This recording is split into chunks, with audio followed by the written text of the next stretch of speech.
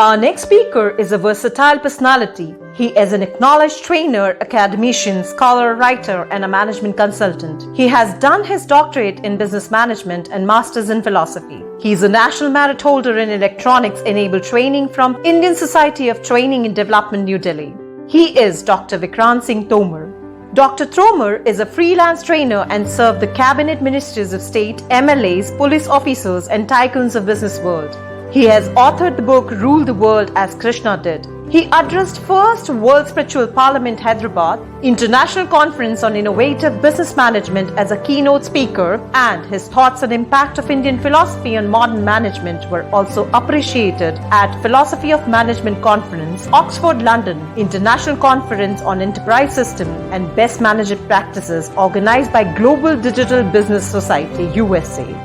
He is on a mission of happiness here and now. The aim and objective is universal brotherhood and happiness through harmonizing the knowledge from ancient scriptures into our lives. His message throughout has long been that you can think of happiness or even catch happiness for a while, but you can never buy happiness. Many have found themselves spiritually elevated because of his teachings on Bhagavad Gita, Vedanta, etc. So without further ado, it's my pleasure to welcome Dr. Vikrant Singh Tomar.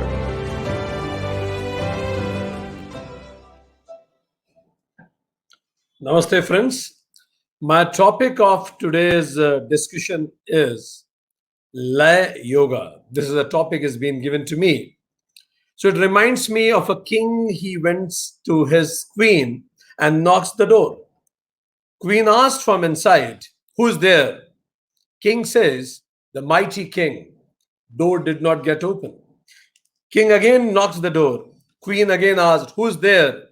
He replied, "Albert the Fifth." Door did not get up open.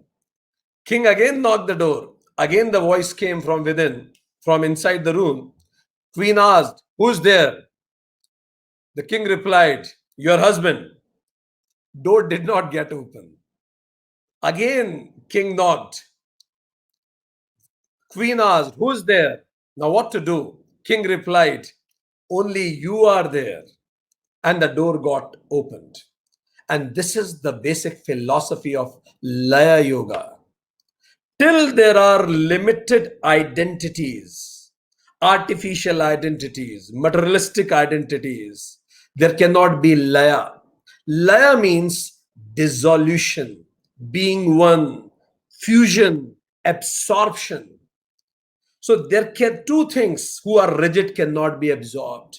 The moment king said, "Only you are there," oneness got established and Laya happened. Laya means dissolution, melting all karmic conditioning and limitations that we have accumulated as a result of various experiences we had entire our life and all past births. So it's the dissolution of all karmic conditioning also. This is what you call as Laya, dissolution. Yoga means unity or reconciliation. So Laya Yoga is yoga of dissolving self into higher consciousness, supreme being. Yoga of dissolving limited identities into unlimited identity, Aham Brahmasmi. Yoga of dissolving subjective reality into absolute reality. Sufism call it fana, fana al-fana. Laya is a deep concentration which brings complete dissolution. So Lord Shiva mentioned about 4 grand spiritual paths: Laya Yoga, Hatha Yoga, Mantra Yoga, and Raj Yoga. So Laya Yoga is a part of it. Then how to get Laya, how to be one? And the medium is breath. Breath, swas. Breath is the answer of all our questions and end of all our miseries. Rama, the consciousness, there is a beautiful epic in India called Ramayana, in which Rama, the consciousness, Sita, the mind. The moment Sita, the mind, started seeing materialism, the golden deer, and she deviated her focus from the consciousness. Ravana called ego called Ravana abducted her. And when she was taken away by Ravana, Hanumana, the breath, reaches to Sita, the mind, and again shifted her focus from materialism or the difficulties of life or the ego or the limited identities called Ravana and his atrocities, shifted his focus back to the Rama, the consciousness. The moment Sita, the mind, again starts seeing the consciousness back with the help of breath called Hanumana, the same garden who was the garden of misery, Shok Vatika, gets converted into garden of happiness and peace, bliss, a Shok Vatika. So the same garden of life through breath can be converted into the garden of bliss.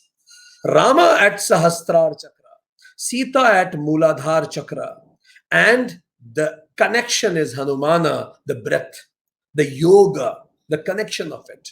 So Laya means a deep concentration on 7 chakras and making an effort to demolish the limited identities of ego. It causes prana, the life force, to move in a particular way to awaken Kundalini. This is the mechanism of Laya Yoga, achieving supreme consciousness through breath regulation. Now the question comes, why breath only? So there was a girl and there was a boy. So girl asked, what do you like about me? I was seeing something in TV.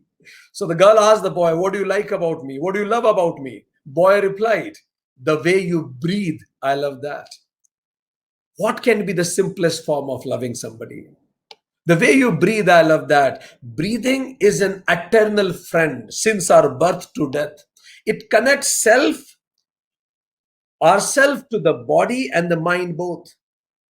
To the mind, any anxiety of mind is reflected in breath. If you're feeling bored, you'll start yawning. Fine. If you are feeling fearsome, if you are feeling fearful, the breathing will become shallow. Just pay attention to anybody's breath. You'll start understanding about that person. Many marketing and selling people, they are taught how to create rapport just looking at the breath. If you are angry, your breath becomes fast. If somebody will pinch you, you lose a breath. So breath is connected with the mind. And breath is also connected with the body. Jivatma doesn't need breath, but body needs it. So there is a direct connection with the body and the breath. Tortoise takes 5 breaths a minute, lives for 400 years. Snake takes 8 breaths a minute, lives for 120 to 150 years. Man takes 15 breaths a minute, lives to 100 years. Horse takes 26 breaths per minute, lives for 40 years. Cat takes 30 breaths per minute, lives for 20 years. And dog takes 35 breaths per minute, lives for 15 years. So it's the breath that counts. Whole life is all about breath. Speech, what you call speech, Lord Shiva says, it's breath directed. What is life is breath dynamics. What is death is breath departure. What is disease is breath disturbance. What is health is breath disciplined. So breath is a cosmic transaction. It's not only about mind and body, it's the connect with the cosmos and supreme also. Every breath, every exhale, you are actually surrendering, dissolving self into supreme. And every inhale, you are dissolving supreme into self. Every exhale is death. Every inhale is life. And that's why you call it pralaya. Every exhale is a pralaya. You again lay back, dissolve back in the supreme. And again you come take form. And this is how it goes. So how to do this Laya Yoga? I have small time. I won't go in much detail, but just a simple method for everybody. Sit back, have your neck, spine, and in a straight mode, and start taking deep breath. You can have many methods. One method is when you inhale and with the count of 5, like this.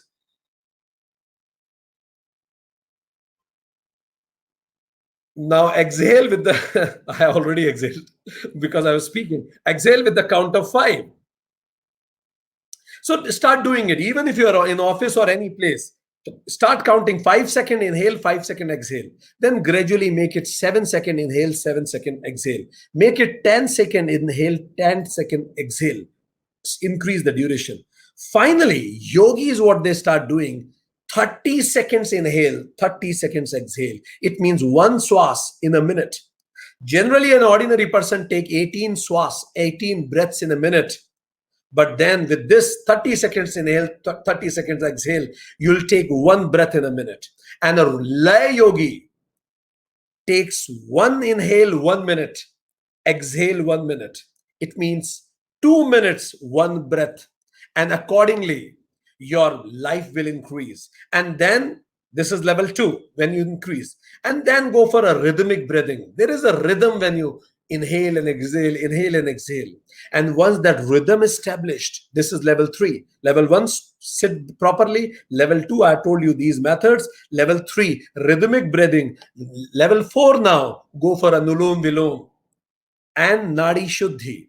And level 5, finally do Brahmari Mudra. When you'll be able to do this, time will appear very slow because you're taking one breath in 2 minutes. And this peaceful state of mind will bring you in the state of samadhi. And then the doors of self-realization will open. So remember, friends, mere respiration is not breathing. Shallow breathing is oxygen, physical for survival. Deep breathing is prana. It brings prana, energy, and evolution. And that's why the message from my side is, let's become the students of breath. Let's do a lifetime apprenticeship with breath. Because remember, you hit what you see. Start seeing breath. Start focusing on your chakras. And suddenly that prana will start evolving. And this is a method you can do any place. Just start regulating your breath. It will regulate your mind. And the moment mind is regulated, it will lead you to samadhi. And samadhi will open the doorways of Kaivalyam. Thank you very much. Namaskar. We thank Dr. Vikrant Singh Tomar for an excellent session